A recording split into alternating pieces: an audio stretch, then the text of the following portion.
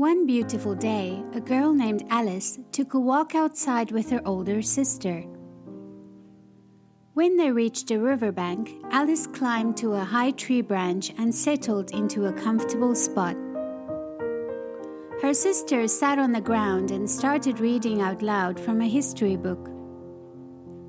It was warm outside and Alice didn't feel like paying attention. Instead, she played with her cat. Soon she began to daydream. Alice imagined a world where animals and flowers could talk. There, everything would be nonsense, and it would be wonderful. Just then, Alice looked up and spotted a rabbit who was carrying a pocket watch. "I'm late," the white rabbit called as he ran by. Alice was curious. She climbed down from the tree and tried to catch up. "Mr. Rabbit, please wait," Alice called. Alice followed the rabbit into a hole in the ground. Suddenly, she began to fall down a long tunnel. She landed in time to see the white rabbit race through a tiny door. Alice tried to go after him, but she was too big. She shut the door. "Try the bottle," someone suggested. Alice looked around, startled. It was the doorknob. Suddenly, a bottle appeared on a nearby table. The label on it read, "Drink me." So Alice tried a little. All at once, Alice shrank and shrank. Soon she was so small that she could stand on the table leg. She tried opening the door, but it was locked. The key was on the tabletop, far above her. Then the doorknob told Alice to try a cookie that was labeled "Eat Me." As Alice ate it, she grew larger. She became her normal height and then kept on getting bigger. By the time she stopped growing, Alice was enormous. Alice was frustrated. She cried and her giant tears started a flood. For the second time, the doorknob suggested that Alice drink from the bottle. When she did, she became so tiny that she fit inside it. Then the bottle, with Alice, floated through the keyhole. On the other side, Alice reached a shoreline and met twins named Tweedledee and Tweedledum. She listened to them recite poetry for a moment and then said goodbye. "You're beginning backward," said Tweedledee. "Aye," said Tweedledum. "The first thing in a visit is to say, 'How do you do?' and shake hands." They took Alice's hands and danced around. Alice explained that she was following the white rabbit. But the twins didn't care.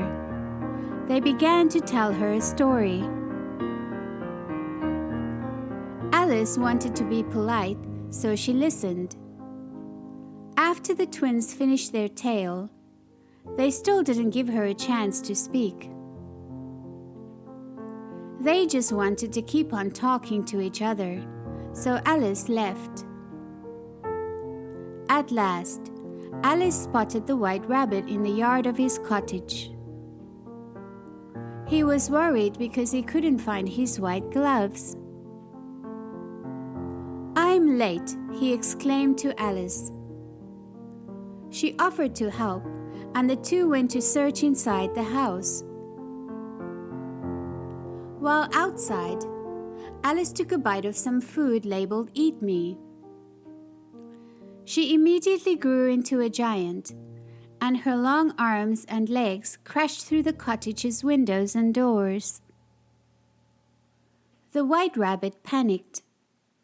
He couldn't believe what a mess Alice had made and ran to get some help. Meanwhile, Alice searched for something that would make her shrink again. She plucked a carrot out of the White Rabbit's garden. As soon as she ate some of it, she shrank into a tiny size. As far as the White Rabbit could tell, Alice had disappeared, so he gathered his things and left in a hurry. Alice tried to follow him, but she couldn't keep up. After a while, Alice found herself in an unusual garden. She was delighted by all of the strange things that surrounded her. Odd bugs, including bread and butter flies, and a rocking horsefly, flew through the air. Most of the flowers were taller than her, and they could speak. "What kind of flower are you?" a daisy asked. "I'm not a flower," Alice replied. "I'm a—" But before she could explain, the flowers decided that Alice was a weed. They told her to leave their garden. Next, Alice came to a caterpillar sitting on a mushroom. "Who are you?" he asked. "I hardly know, sir," Alice answered.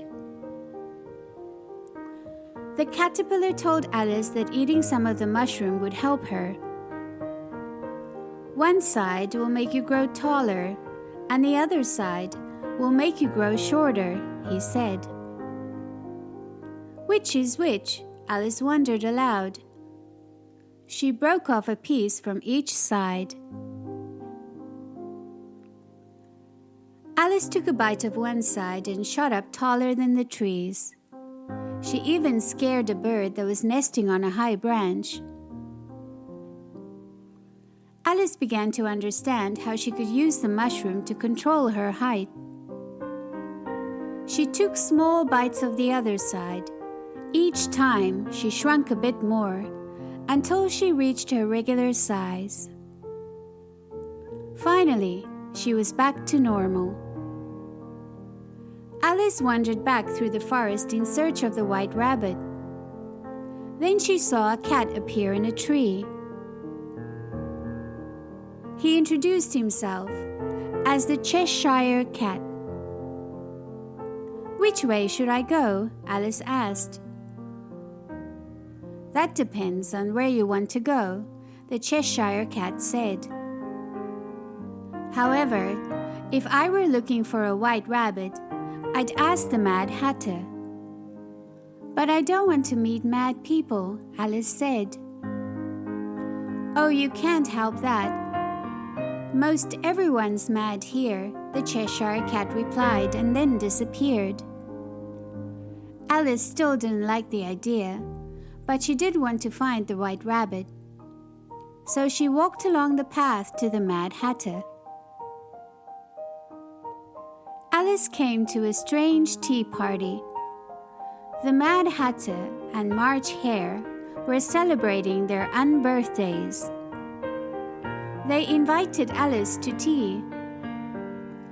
When they discovered that it was Alice's unbirthday too, the Mad Hatter and March Hare gave her a cake. As Alice blew out the candles, the cake shot into the sky like a rocket. A dormouse holding a tiny umbrella floated down and landed in a teapot. Alice had never seen such nonsense.